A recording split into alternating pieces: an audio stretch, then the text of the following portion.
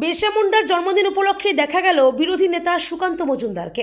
এদিন এক সংবাদ সম্মেলন করে জনসাধারণের উদ্দেশ্যে সামাজিক বার্তা দেন। তিনি বলেন, আমাদের প্রধানমন্ত্রী নরেন্দ্র মোদী বিরসা মুন্ডার জন্মদিনকে জনজাতি গৌরব দিবস হিসাবে পালন করার ঘোষণা দেন। শেষে সাংবাদিকদের একাধিক প্রশ্নের মুখোমুখি হন তিনি। আদিবাসী সমাজের সামাজিক, আর্থিক এবং চিকিৎসা ক্ষেত্রে মতির জন্য ৬,০০০ টাকা বরাদ্দ করেছেন কেন্দ্রীয় সরকার। এর আগেও প্রধানমন্ত্রী নরেন্দ্র মোদী জনধন যোজনা চালু করেছিলেন ছোট ছোট সংখ্যালঘু সম্প্রদায়ের জন্য। এদিন রাজ্য সরকারের ট্যাব কেলেঙ্কারিতেও ধুয়ে দিলেন মমতা বন্দ্যোপাধ্যায়কে। তিনি বলেন, এটা কিভাবে সম্ভব যে একাধিক জায়গায় সরকারি প্রকল্পে টাকার চুরি হয়ে যাচ্ছে।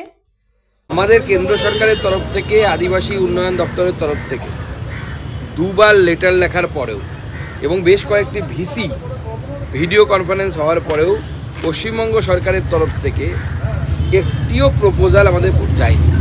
এটা অত্যন্ত দুর্ভাগ্যের। মানে গোটা দেশে ৩০৪টি হোস্টেল আদিবাসী সমাজের জন্য, বিশেষ করে এই যে ভালনারেবল গ্রুপ যাদেরকে বলছি, যারা আরও ছোট পপুলেশনে যারা বাস করে আদিবাসী সমাজের মধ্যে, তাদের ৩০৪টি স্কুল হোস্টেল তৈরি হবে যেখানে ছাত্রছাত্রীরা থেকে পড়াশুনো করবে। কিন্তু দুর্ভাগ্যের বিষয়, পশ্চিমবঙ্গ সরকারের অপদার্থতার জন্য প্রপোজালই যায়নি পশ্চিমবঙ্গ থেকে। স্যাংশন পরের কথা, কোনো প্রপোজাল পশ্চিমবঙ্গ সরকার পাঠায়নি।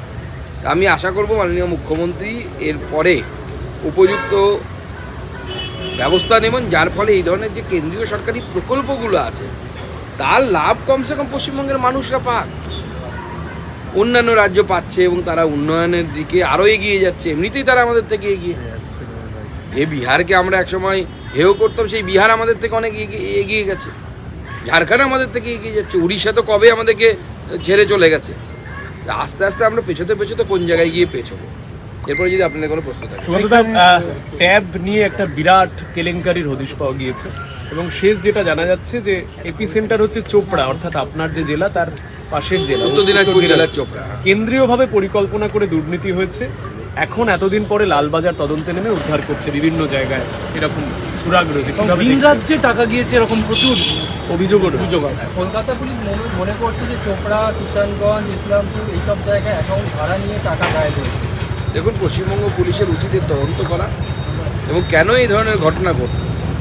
একটি রাজ্য সরকারি অ্যাকাউন্ট থেকে, সরকারি অ্যাকাউন্ট থেকে টাকা হ্যাক হয়ে যাচ্ছে কীভাবে সম্ভব? তাহলে আমাদের যে ডেটা বা যে তথ্যগুলো রাজ্য সরকারের কাছে থাকে তা কতখানি সিকিউর? এরপরে তো সরকারটাই হ্যাক হয়ে যাবে, যা পরিস্থিতি হয়েছে।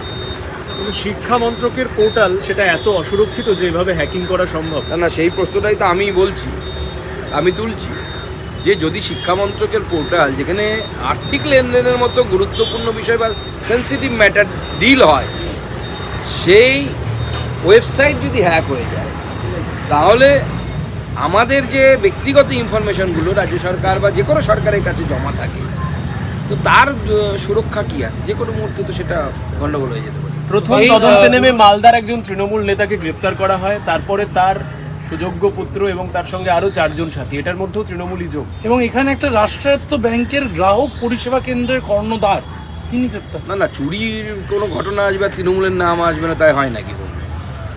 হ্যাঁ, যেমন আমরা বলি না যে জঙ্গলে পশুরা ভালো থাকে, সেরকম জলে মাছ ভালো থাকে, সেরকম তৃণমূল কংগ্রেস চুরিতে ভালো থাকে। যে তৃণমূল কংগ্রেসের তো পুষ্টি দরকার কি না, পুষ্টি তো ওদের তখনই হয়। চুরি হচ্ছে তৃণমূল কংগ্রেসের সুষম খাদ্য, ওটা পেলে পরে ওদের সর্বাঙ্গীন বিকাশ হয়। তো তৃণমূল কংগ্রেস যত চুরি করবে তত সর্বাঙ্গীন বিকাশ হবে তৃণমূল কংগ্রেস। সুকান্তদা, ভাটপাড়ায় নিহত তৃণমূল নেতার পরিবারের দাবি, তাদের পুলিশের উপর আস্থা নেই, এনআইএ তদন্তের দাবি তারা জানাচ্ছেন, রাজ্যপালের কাছে তারা আসবে। এবং অর্জুন সিং বলেছিল অমিত শাহকে চিঠি লিখবেন। দেখুন, পশ্চিমবঙ্গে তৃণমূল নেতারা খুন হলে পরেও যখন তৃণমূল কংগ্রেসের শাসিত পুলিশের উপর বিশ্বাস রাখতে পারছে না, তাহলে তো ধরে নিতে হবে যে এই সরকারের উপর মানুষের বিশ্বাস সম্পূর্ণভাবে, আস্থা সম্পূর্ণভাবে শেষ হয়ে গেছে। মানুষ চাইছে যে এই সরকারটা চলে যাবে। এখন যেন তেন প্রকারে কায়দা কানুন করে ওরা ভোটটা পাচ্ছে। ৩-৪% ব্যাপার, এদিক ওদিক হয়ে গেলে পরেই পগার পার হয়ে যাবে তৃণমূল কংগ্রেস। আপনারা দীর্ঘদিন এই রাজ্যে লটারি দুর্নীতির কথা তুলে ধরেছেন। লটারি জালিয়াতি তদন্তে কাল থেকে রাজ্যে অভিযান চালাচ্ছে ইডি। লেক মার্কেট এলাকায় আবাসন থেকে তল্লাশি করে আনুমানিক 3 কোটি টাকা উদ্ধার, আনা হয়েছে টাকা গোনার যন্ত্র।